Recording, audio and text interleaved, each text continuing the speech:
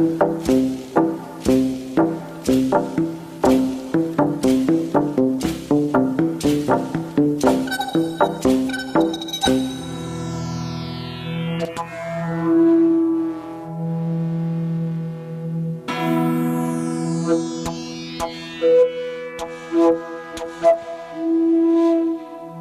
país, obviamente, outro país, é o das Amazonas.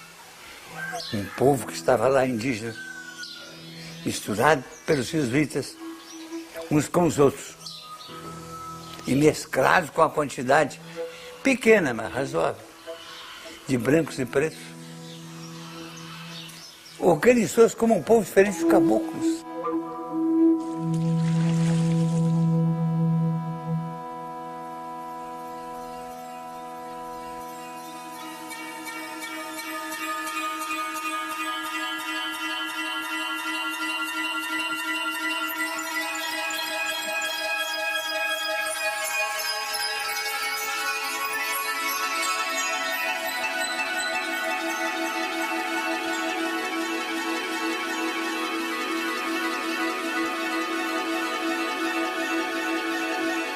A Amazônia é uma beleza incomparável.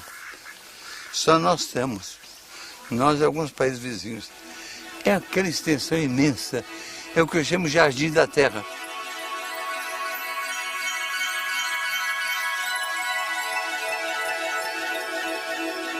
A exuberância e o mistério fizeram com que a Amazônia entrasse na história como um reino do mito. Era o Eldorado, lugar fabuloso do ouro, da prata e dos minerais preciosos. Era o espaço das lendárias mulheres guerreiras, as Amazonas, de gigantes, anões, homens com pés voltados para trás, de drogas e plantas fantásticas.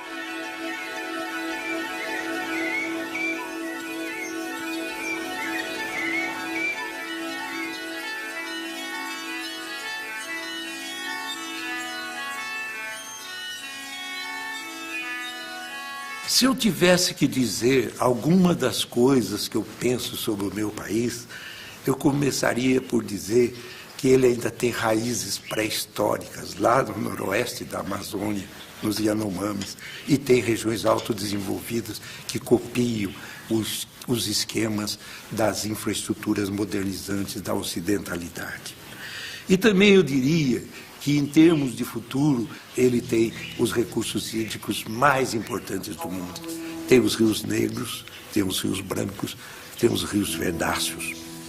Milagrosamente, em função do tipo de ocupação antigo que predominou desde 1850 aproximadamente até 1920, a região amazônica restou como o maior domínio de natureza tropical, com florestas biodiversas de toda a face da Terra.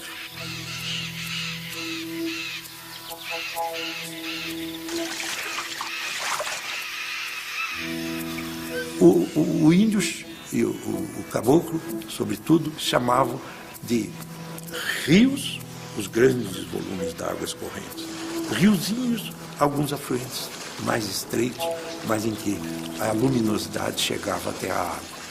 E aqueles riachos que percolam as florestas e às vezes até são escondidos pelas copas das árvores e que servem de trânsito para canoas, o índio desde cedo chamou de Igarapé, ou seja, o caminho da canoa. Acho lindo isso.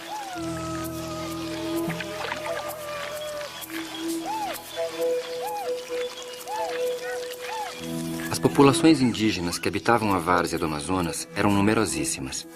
Viviam com grande abundância, formando aldeamentos de quilômetros ao longo do rio.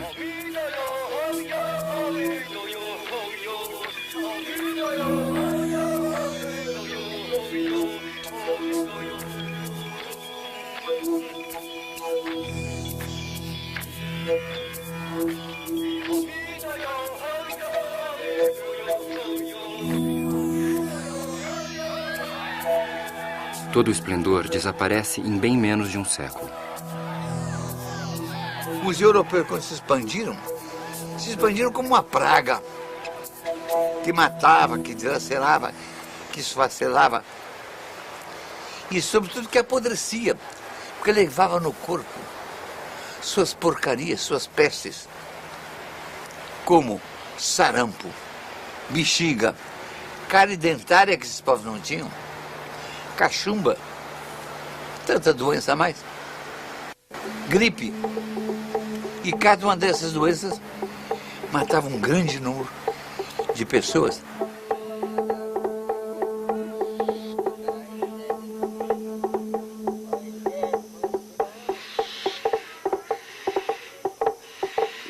Transformados em objeto de caça para os colonos brasileiros e portugueses, ou para os jesuítas, franciscanos e carmelitas, feitos escravos para a coleta das drogas do sertão, os índios foram, aos poucos, dizimados.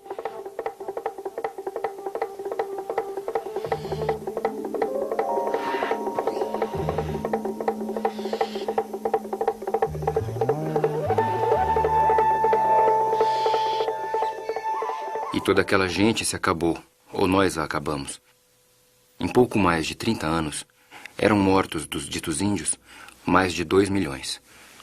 Ao longo de 5 séculos, no Brasil caboclo surgiu e se multiplicou uma vasta população de gentes destribalizadas, deculturadas e mestiçadas, que é o fruto e a vítima principal da invasão europeia. Somam hoje mais de 3 milhões aqueles que conservam sua cultura adaptativa original de povos da floresta. No curso de um processo de transfiguração étnica, eles se converteram em índios genéricos, sem língua nem cultura próprias e sem identidade cultural específica.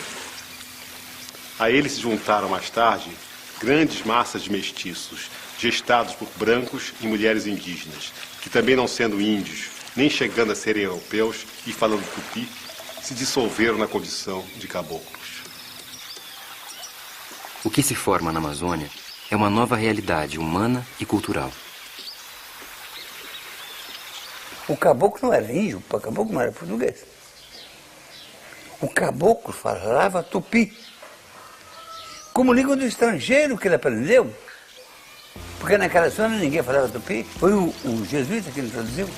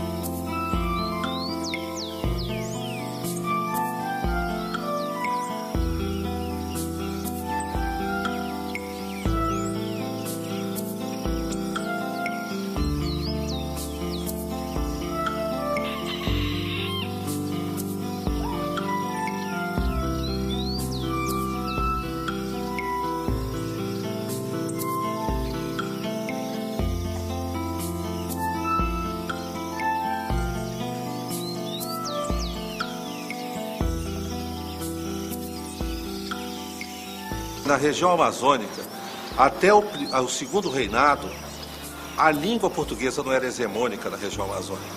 Não se falava português correntemente, mesmo em cidades como Belém e Manaus. A população, realmente o povo da região amazônica, se comunicava na língua portuguesa como segunda língua e se comunicava no que se chama de Tupi-Guarani moderno, que é o Ningatu, ou seja, a boa língua. A língua portuguesa só começa a penetrar na região amazônica com a política de Dom Pedro II de realizar a hegemonização da língua na região.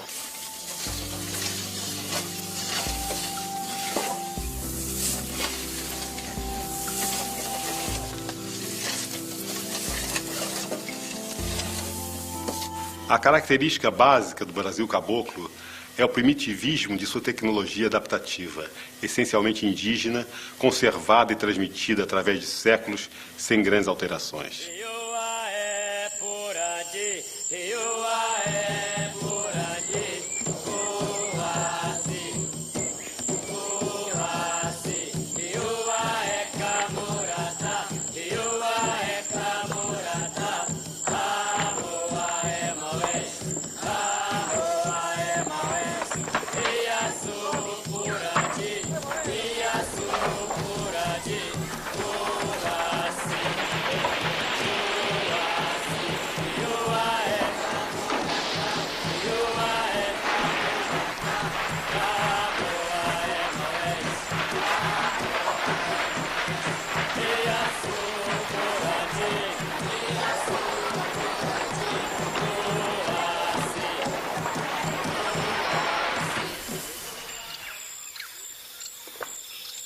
a partir de 1880, a Amazônia é inserida num novo contexto econômico internacional. A região atravessa um período de florescimento econômico. O ciclo ele criou uma cultura extrativista na região, que é um sistema bastante atrasado de economia, criou um sistema de reexportação e importação, criou uma elite mais vinculada com a Europa do que com o Brasil e criou também uma economia que drenava muito mais recursos da região do que deixava nos investimentos lá. Se ele fosse seringueiro, era uma vida desgraçada, porque ele tem que sair de madrugada, cortar, botar as tigelas, tirar, defumar. A vida de seringueiro é muito ruim. E todo o interior do Brasil vive nesse sistema sórdido do aviamento.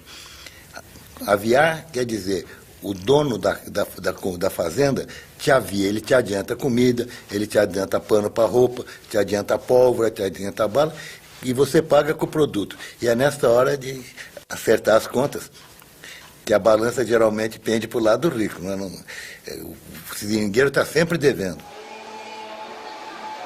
O ciclo inseriu cidades como Manaus, que foi a capital mundial da borracha, no contexto internacional, na política nacional, e reforçou Belém como grande capital da região amazônica.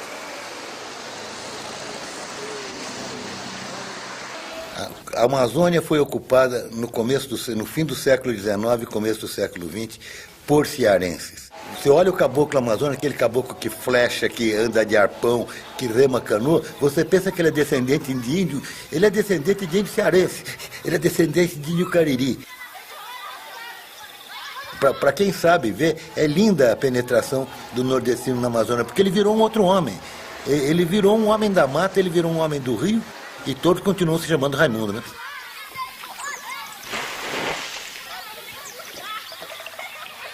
Logo que acabou a Primeira Guerra Mundial, o que se viu na região foi a debandada completa. Famílias inteiras embarcaram de Manaus escapando, empresários se suicidaram, casas começaram a ruir, palacetes invadidos pela selva a partir daí. E a região entrou num marasmo e numa crise tão profunda que a cidade de Manaus, que foi uma das primeiras cidades da América do Sul a ter telefone, luz elétrica, bondes, sistema de bondes, em 1955 não tinha mais sequer luz elétrica.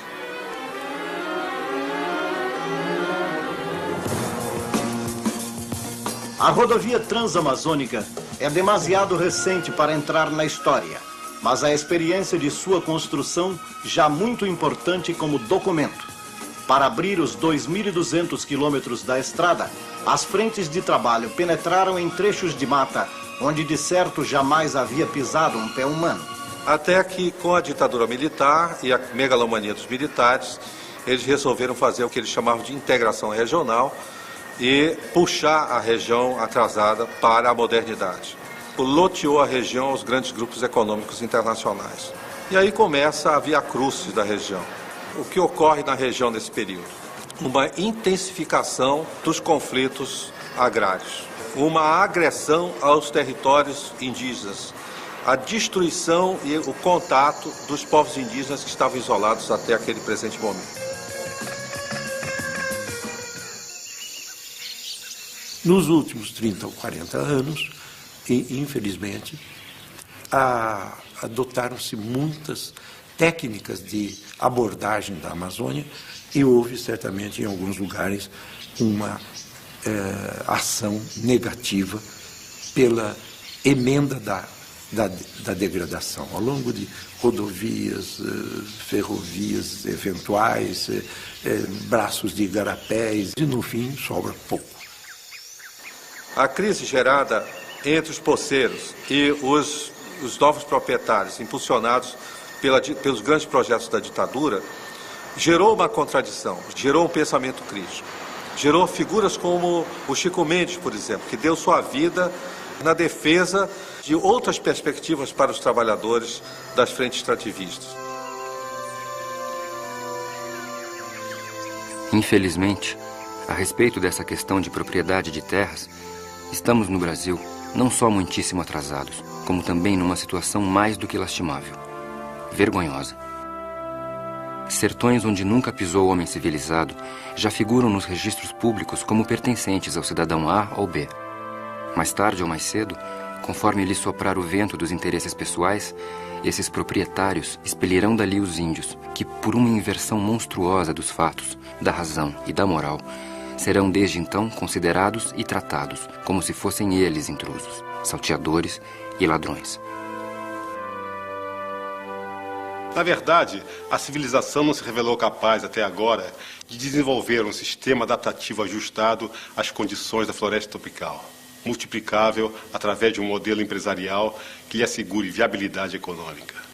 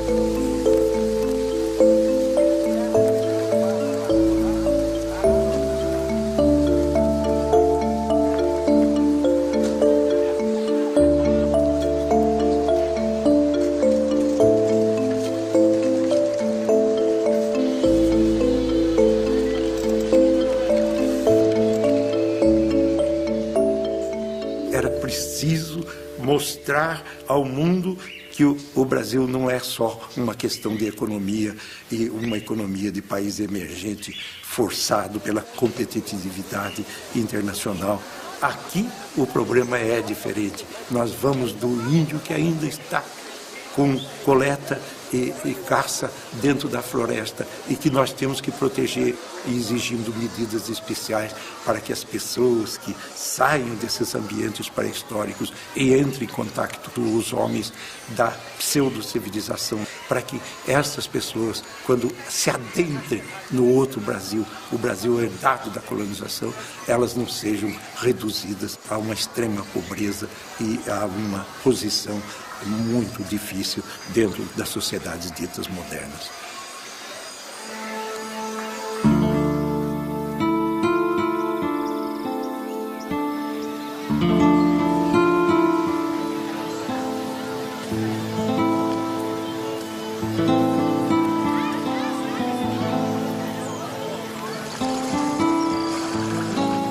Lá vive o povo mais culto da terra, mais culto do Brasil.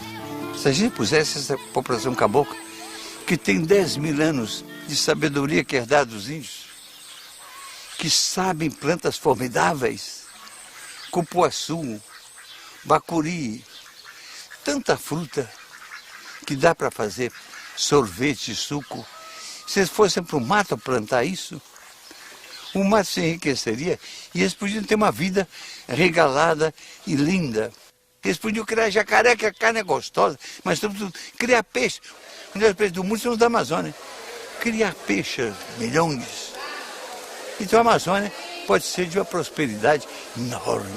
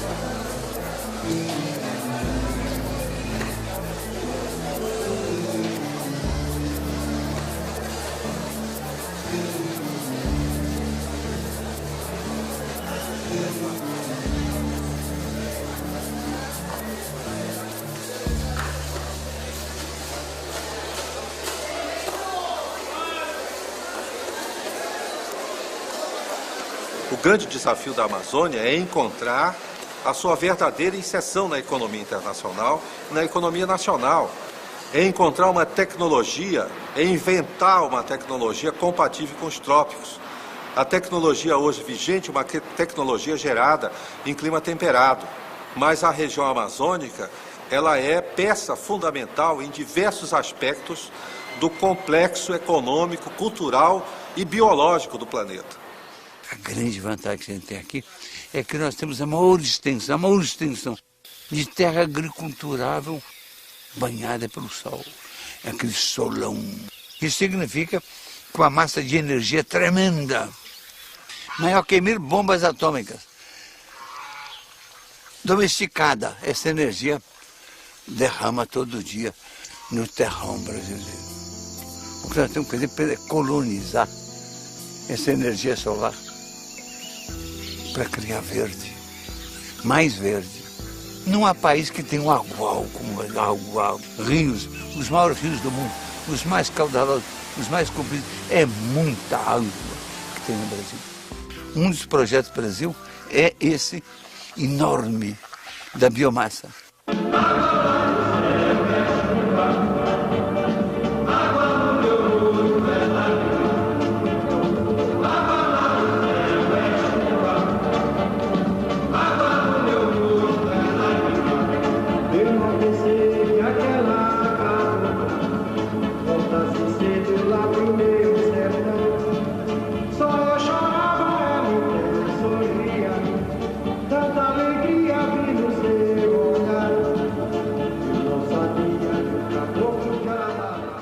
Vocês já imaginaram que o lugar mais rico, além do mais bonito da Terra, é a Amazônia? A Amazônia é o jardim do homem. É de uma beleza incrível. Se você abrir a Amazônia para um turismo organizado, em que o povo possa ir ver a floresta, o jardim da Terra, você imagina um namorado convidando a namorada. Meu bem, me dá a mão.